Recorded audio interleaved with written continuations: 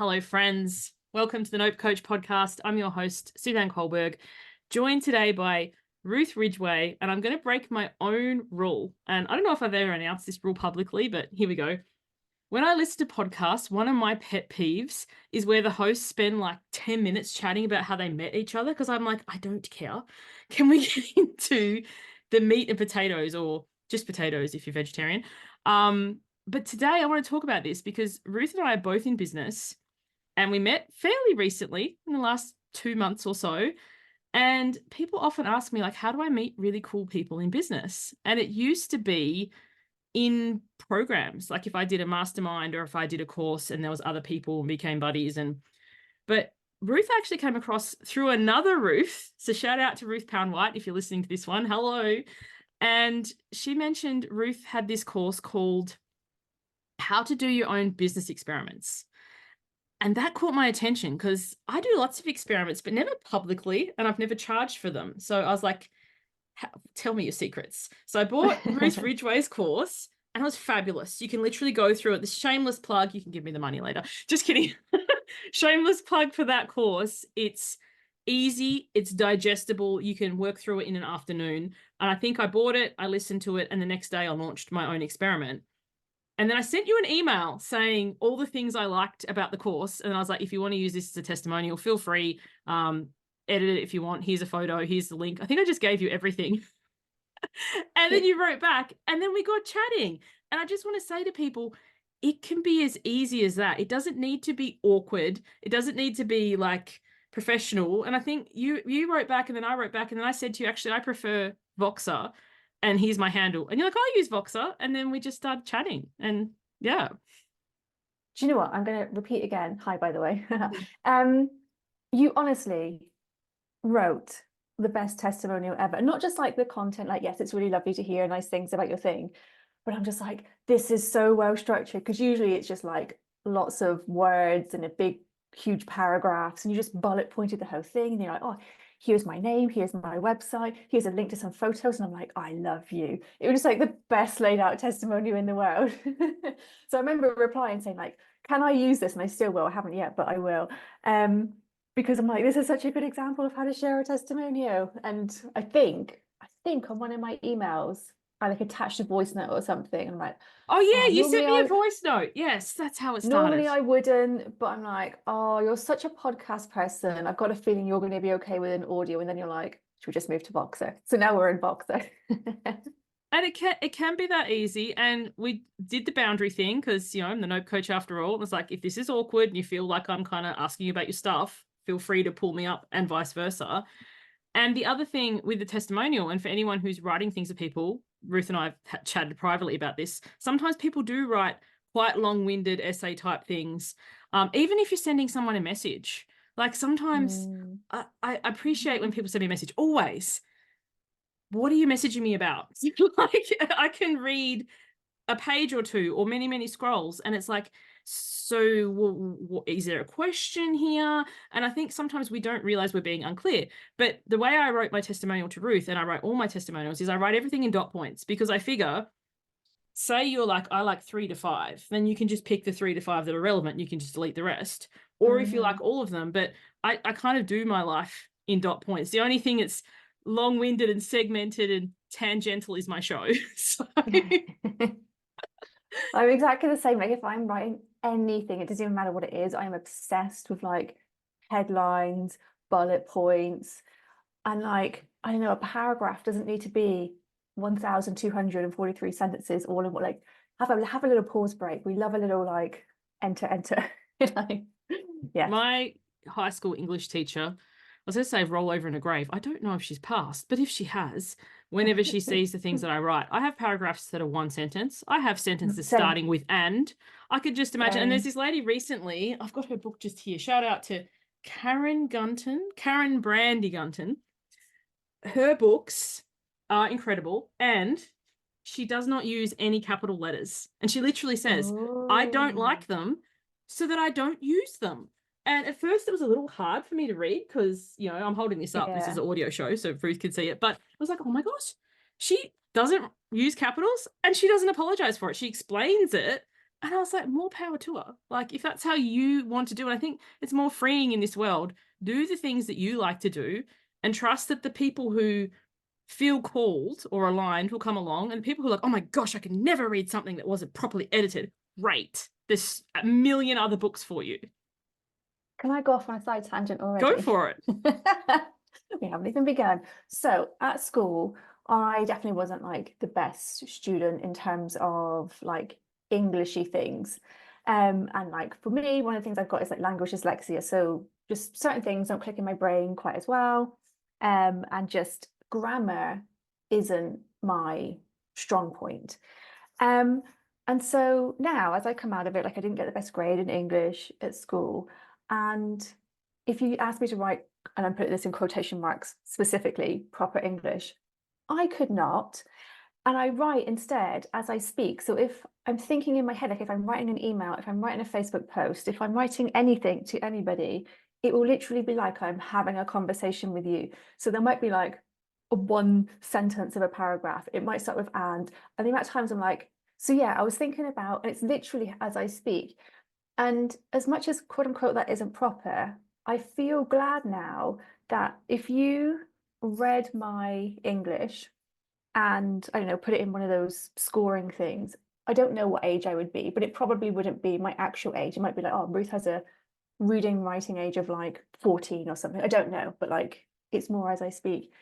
But the positive I see of that is I cannot tell you how many people will reply to me and be like, oh, I can get what you're talking about so easily. Break it down to plain, easy, simple language. And that's because there's no great big flowery words that are super fancy. It's just straight to the point, simple words. Everybody can understand it. So as much as sometimes I've been ashamed of, oh, I might have a writing age, whatever, 14-ish, guessing, everybody can understand that. Whereas if I'm using my great big jargon words, some people are going to be like, what? And I'm going to turn them off. So I think there's a pro and con to everything. So yeah, that's my little sound tag. 100%. And also with that, when people do use jargon, I was on something recently and they were talking about SMEs. And to me, it's like subject matter expert. And they're Yeah. talking about small and medium enterprises. I was like, we weren't Oh, I even wouldn't having the same conversation. So it's like sometimes when you use an acronym or an abbreviation, and it's kind of like, and yeah, and I love your writing. I love your emails. My emails are very much the same. I'll start on one Yeah, I topic. agree. I'll tangent over here. Then sometimes I'll bring it back and sometimes I won't. And people have said to me before, I can't read your stuff or I can't listen to your show. I'm like, great, Oh, don't. I love your emails. Yeah. It's No, I'm just, the opposite. I love your emails. but the thing is, I think when we try and be for everyone, we're for no one. It's when it sounds like Yeah. it's written by AI, chances are it probably is. Mm-hmm. And I think there's something about your work, and we'll talk about experiments and stuff shortly, but I love the human nature you bring to what you do, because even if your business is business to business, there's still a human element in there. We're not one Yeah. robot selling to another one. Mm-hmm. Yeah, I agree. So I was going to ask, with business experiments, like what originally gave you the idea to be like, I'm going to document this in some way and like sell the behind the scenes? Because it fascinates me. Okay, so we've got two reasons for a business experiment. The first one is I am a chronic overthinker. There's lots of reasons for it. We won't go into it because we definitely do not have long enough on this podcast episode. But Ruth is a chronic overthinker. If she can overthink a thing, she can.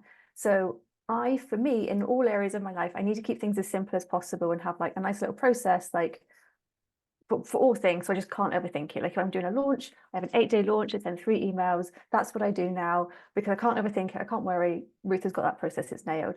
And likewise, because I'm an overthinker, I'm like, well, this could go wrong. What if this thing fails? Maybe nobody will buy it. All the fears and things will come up. And so now I'm just in this stage of like, I don't know, say if I'm launching a new thing, I don't know how many people are going to buy it. The only thing I can do is show up and say, hey, I've got this new course. This is what it helps you do. Would you like it? That is in my control. I cannot control whether one person buys it, 100 people buy it, no one buys it. I can't control that. I can literally just show up, share the thing, let people know what it does, and give them the option to purchase it. So I now just see everything as an experiment. Again, we'll just use launches as an example. I'm launching a new thing. I'm going to share it. I'm going to be excited about it. I'll do my part. and let's just see what happens. And it could be it goes really, really well. It could be it flops completely on its face, or it could be it lands somewhere in the middle. And I will experience all of those things. There's no point in me overthinking it because I can't control that part. So now I just have that mindset of it needs to be an experiment to stop me from overthinking. So that's the very first reason we do experiments, and a lot of experiments in my business specifically. And the second reason is I'm just obsessed with sharing behind the scenes things. Like, I love reading them. And I remember, I don't know how many years ago, a long, long time. I don't know if you remember. Do you remember Pat Flynn? Who used to do like his income reports online? I'm like, oh, I Yes. love these. Love seeing an income report. Oh, you make that amount of money from affiliate, that amount of money from courses. And it just opened up to me like, oh, this is what's possible. Somebody else sharing their things showed me what was actually possible. So I love doing that for other people as well, and just being like, hey, I did a launch, or again, whatever. This is the behind the scenes. Like, this is how many people were on my email list. This is how many people bought the course. This is how much I made. Not to show off or anything. It's just like, I did this thing. Like, here's some realistic stats of like actually what happened. So putting those two things together is what then made me think, oh, maybe I could just do this random experiment, this idea that I've got in my head, and can we share the behind the scenes of it and just bridge those together? And that's how we kind of come to it. I love that. The other person whose income reports I used to enjoy, I haven't seen one for the last 2 or 3 years, but Tad Hargrave, Marketing for Hippies. Have you ever come Oh, across I his don't know who stuff? that is. No. Oh, he's Canadian. His stuff's brilliant. And it's always interesting to me when you do. And I remember I used to read Pat Flynn's as well. The things, I don't know about you, but in my head, you think, oh, this offer, or they'd make lots on this. And you'd look at it and you're like, oh, wow, that was such a small percentage. But then this other Mm-hmm. thing that you think, oh, well, that's only a couple of bucks, but went Yep. wildfire. Or Yeah. like, when you share behind the scenes, or when you have things like, so I have a book in my business. People always ask me how much money I've made from my book. I find that the most fascinating question.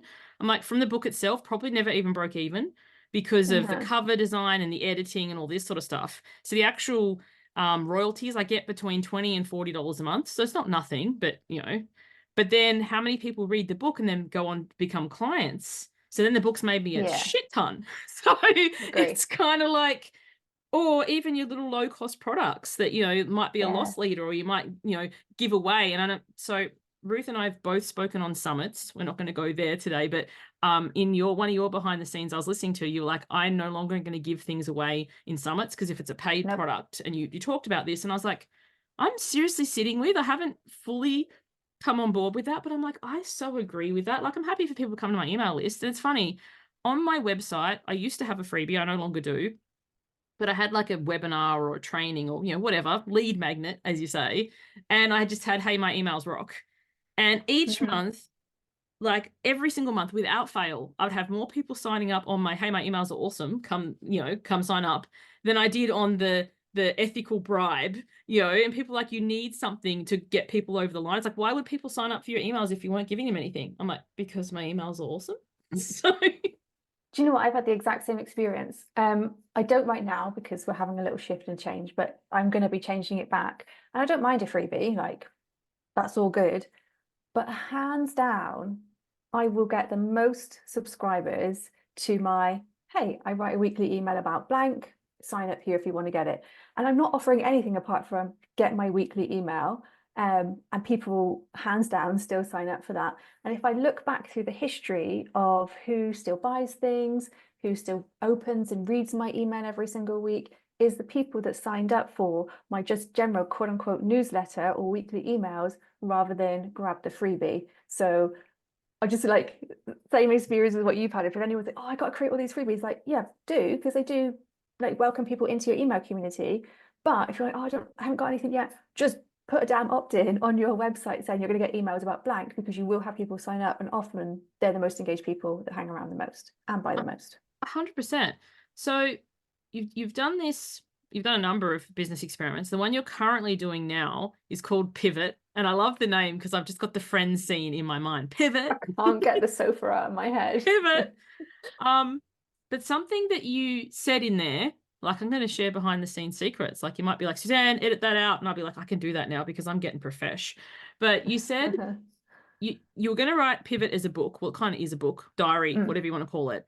But I loved, and I wrote it down on my second screen, that while you're doing it live, and this is any sort of experiment is done live, because when you think about it, say normally the normal process of writing a book is you sit behind your keyboard or maybe with your typewriter or pen and paper or voice recorder, whatever, and you toil away for months, maybe even years, creating this thing.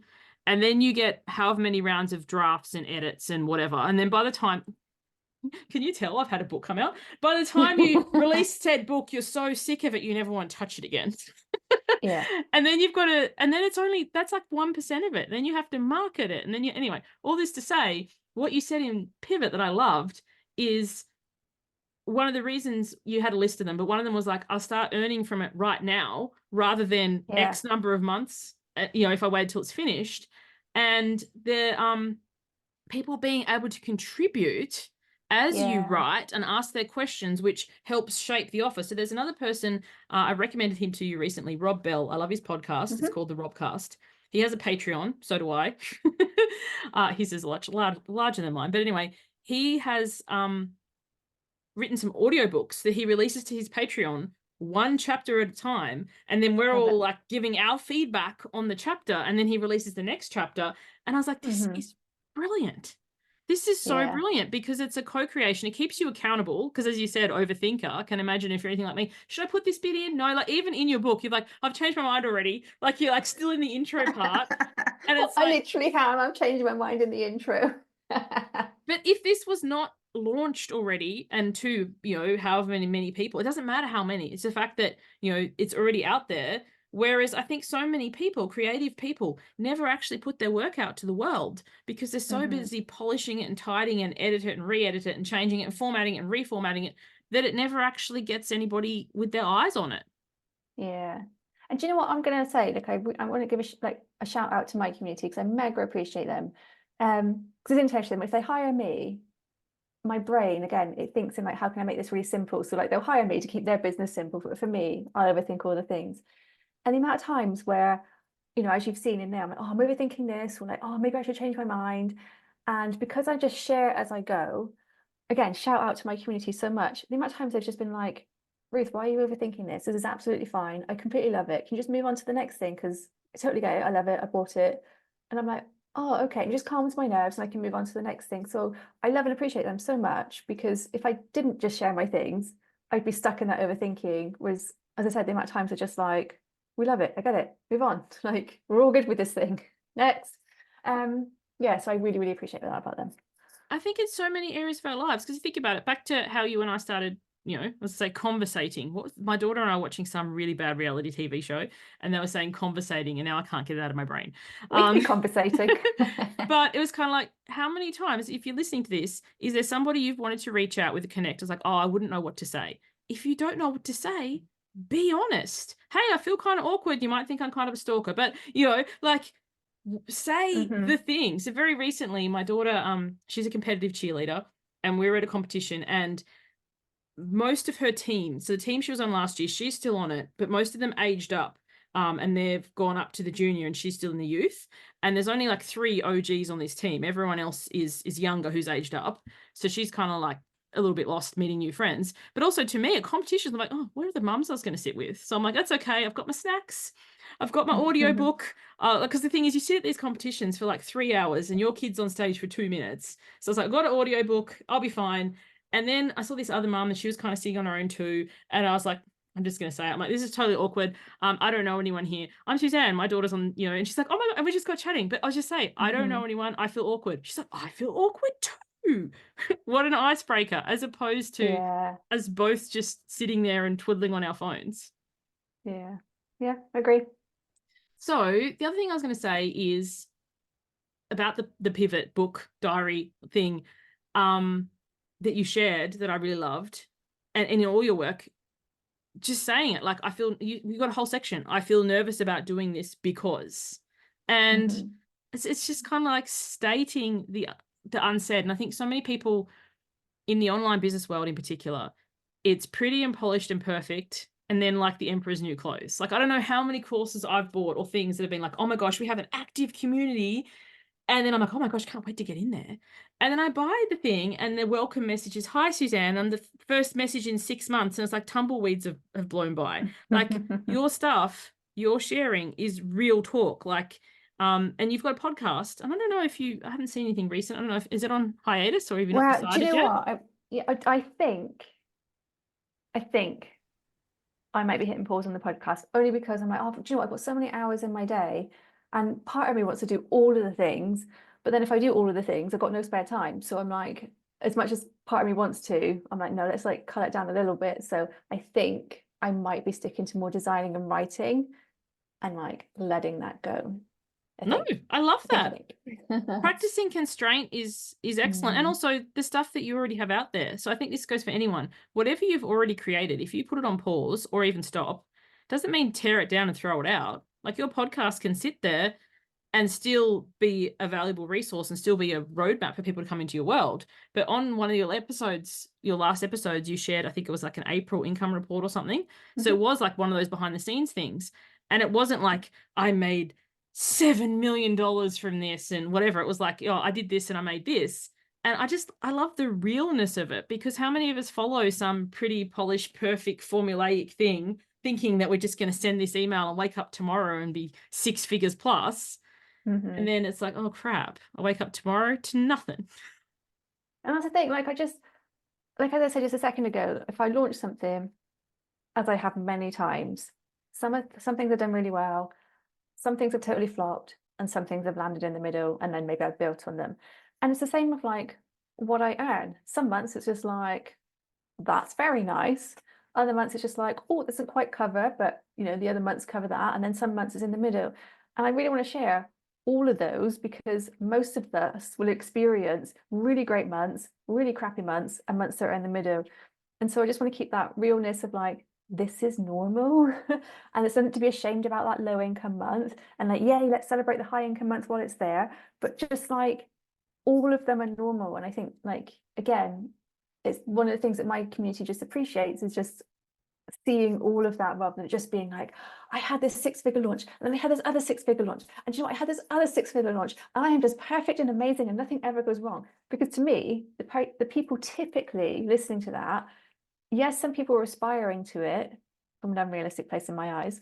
But for others, it's just making them feel really crappy because they're not there and like, what's wrong with me? What's wrong with my stuff? And it's just like, there's nothing wrong with your stuff. They're just not showing the low light reel as well as the highlight reel. So yeah. I think that's such a powerful thing because, yeah, for how many people who've had 6-figure launches, how many in between flop? I'm in a course right now, and the idea is to launch 6 things, Mhm. and you share with the person who's running the program, but you can choose to share publicly or you can keep your results private. And Mhm. I've had all my results public, and a few people have emailed me and said, like, aren't you embarrassed, or I admire you, or like many things, because thing one flopped, had no sales. Thing Yeah. two went pretty good, not as good as I'd hoped, but whatever. Thing three flopped, no sales. Thing four, pretty Yeah. good. Thing five, I've just put out today.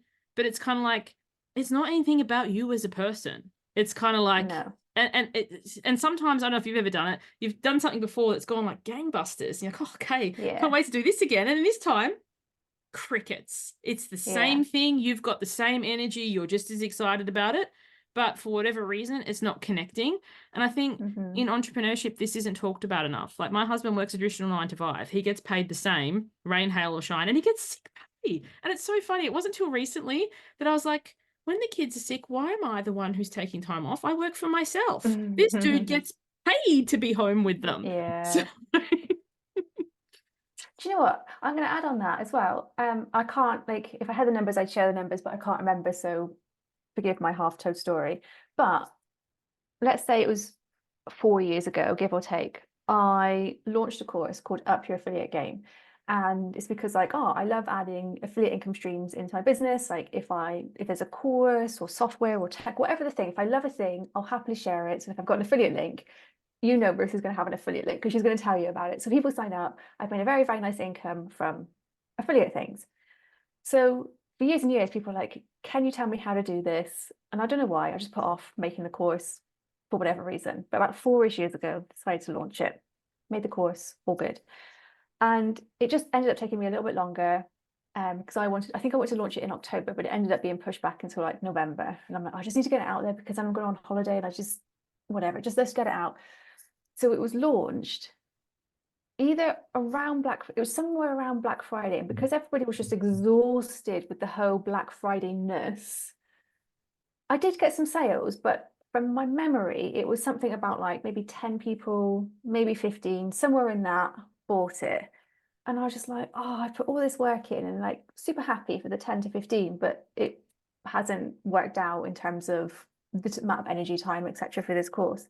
However, now if I go in and I actually see how many people have purchased it over the last 4 years, it's been one of my top selling courses.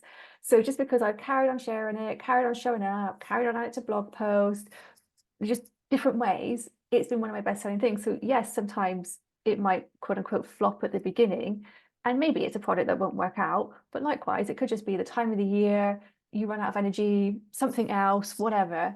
It doesn't mean that over the next however many years, it can't turn into a really, really solid thing in your business. I remember Denise Duffield Thomas. I know you've done her boot camp because you spoke about it Yeah. in one of your courses. Do you remember how many she sold when she first launched it? One. Was it Four. one? Four. She Four. sold four, and it was heaps cheaper, and now it's a multi-million Yeah. dollar course. And I think sometimes people forget the compounding of time. Like another book I enjoyed, You're a Badass by Jen Sincero. And apparently she wrote that book, she published it, it didn't take off for nearly 2 years. Like she sold a little bit. And I think sometimes we think there's this some kind of urgency or pressure. And if depending what your offer is, if it's a one-to-one or if it's a time-based thing, like we're doing a live round, then that's different. But for things like you're talking about passive income products, even the experiments, you've recorded it, it's finished, but it's still there as a product that people can buy. And like you're up your affiliate game. I did buy that because, funny story, you were selling the your 100K experiment, and I went to buy it and it was on special, so it was cheaper than I thought. And then I was like, oh, there's a bump offer. I already know a lot about affiliates, I'll get to it at some stage, but I was expecting to pay this much anyway, and then there's this, so I just bought it. So it's in my kind of like to listen to pile, because funny, affiliating, we could do a whole episode about that. If anyone listening, affiliate income, if you're not familiar with it, it's you promote a product, and then when people buy it using your link, you get a kickback from it. It could be monetary, it could be a discount, it could be credit, like whatever it is. And have you ever seen that movie? Is it called 12 Angry Men? Where there's like this court case. Basically, there's this court case, and then they're the jury, and it has to be unanimous. And everyone, like 11 of the 12, say guilty, and one person says not guilty. And they're like, can you just change your vote so we can get out of here already?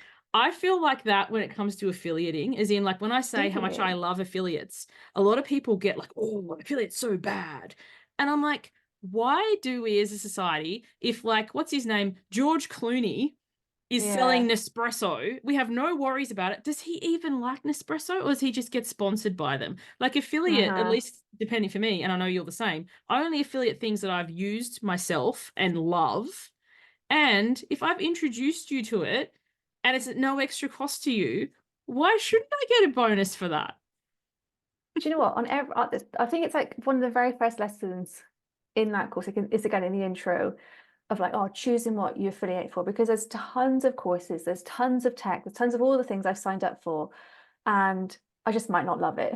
And it could be it's a great product, but it's just not for me. Somebody else might love it. Doesn't matter, or it just could be just a rubbish product. But anyway, and my rule for affiliating, which I'm super clear about, you'll see it everywhere I go, is for me to share something as an affiliate, I need to have used the product, I need to love the product, and I need to trust the person delivering it. So say if I was doing one of yours, like at some point I need to send your no workshop out because I really, really enjoyed it. Like I have purchased that. It's not like, oh, I think it might be good for other people, but I've not done it. Like, no, I've actually watched that workshop.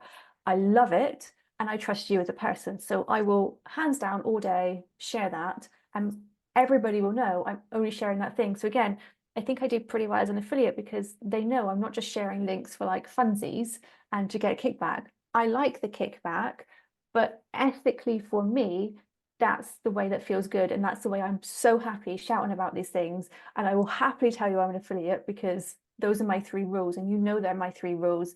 If I don't like it, I'm not sharing it with you. And I'll let you know that as well. So that's everyone else can have their opinion, but that's mine. No, I think we're very much on the same page there. And also too, what I liked about you is you affiliating something recently, and I was like, hey, can you send me your blog on that? Which you did. And then you were like, actually, Suze, based on what I know of you, I don't think you need this. And when people are honest like that, like sometimes people will try and sell you something because they're going to get, and you can sense that like a shark in the water. It's like, darn it. Like the very first business coach I had, she used Kartra, and she was like, you all have to have Kartra and this and that. And she got like 40% recurring. I wasn't ready in my business. I wasn't making enough money. I didn't need all the bells and whistles. And it's kind of like, if you were really honest with your clients about where they are and what they need, that you can't buy that level of trust that stays with you forever.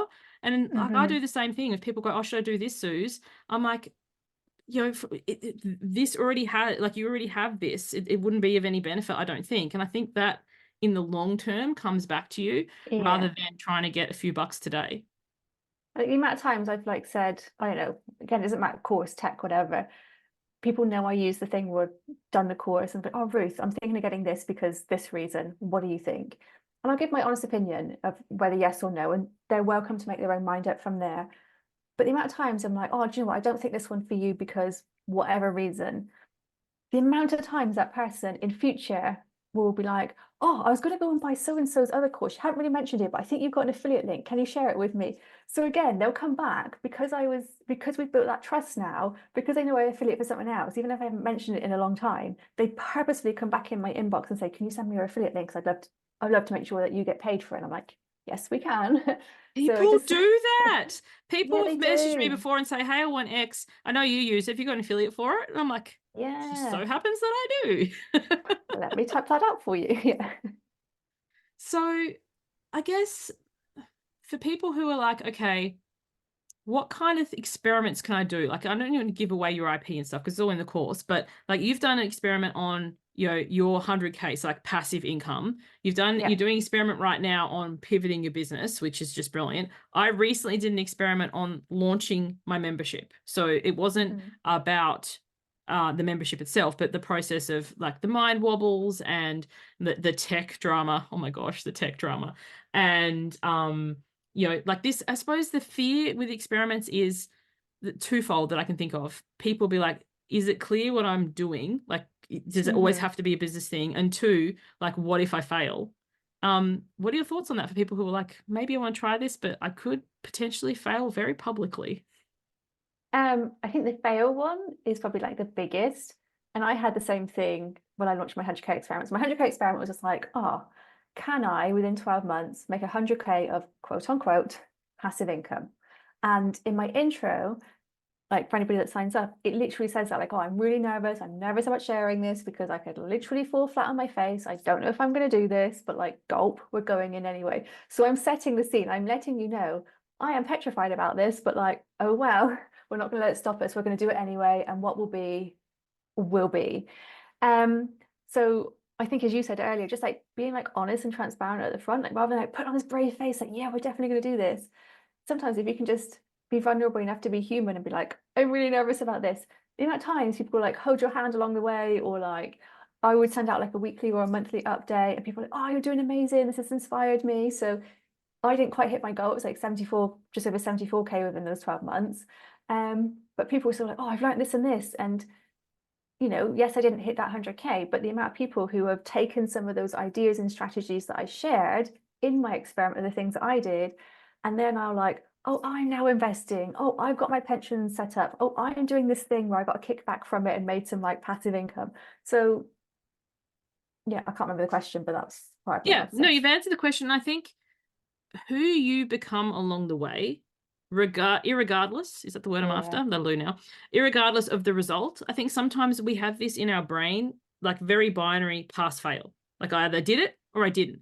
And in your experiment, you're like, yeah, 100K was the goal. And I remember you saying in one of your follow-ups, it's like, I reached 74. I kind of wished it was 80 because 80 seems so much closer to 100. It's just a nice round number. And it was like, but 74 and like all the things and tips. And then you did this other roundup. You're like, okay, what I'm going to take into year 2. Because I think that's the other thing. Say, you know, you get to the end of whatever your experiment is. So you did one like Ruth's and it's an income one.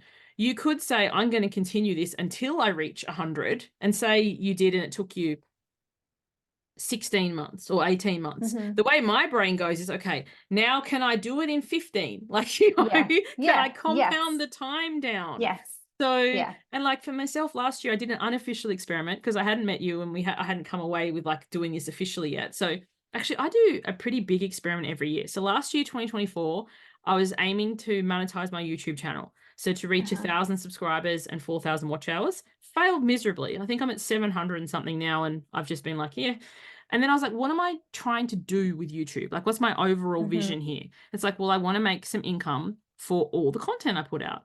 And I was like, do I need YouTube to be the middleman? That's why I started my Patreon. So it was kind of like that experiment failed, but did it really? Because then I had money straight away, as opposed to when I reached an arbitrary statistic. The year before, my experiment was to do 365 days straight of daily podcasts.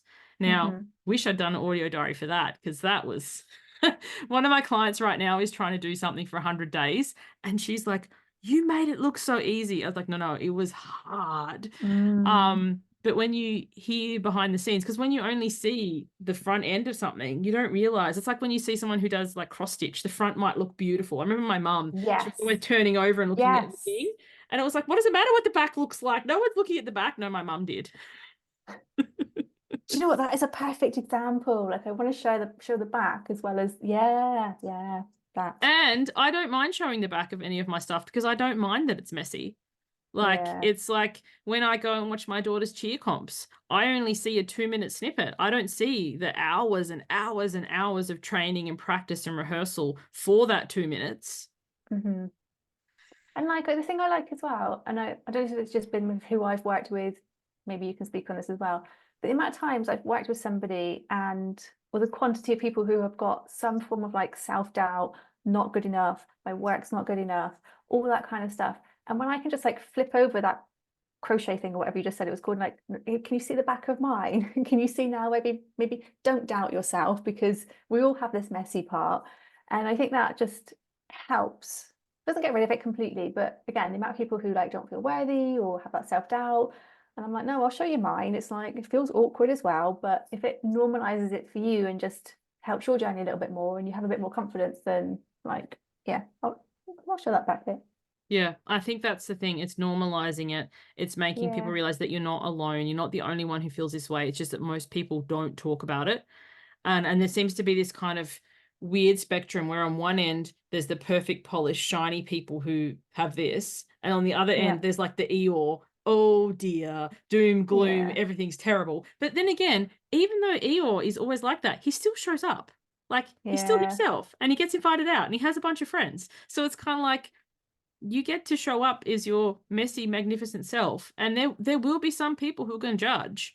But there's some people who judge. Like, it's funny, at the cheer comp, there was this one group that I just couldn't, I don't think I breathed the entire 2 minutes. I must have, but it didn't feel like, I feel like, you know, and at the end I was like, oh my gosh, that was like the most amazing thing I've ever seen.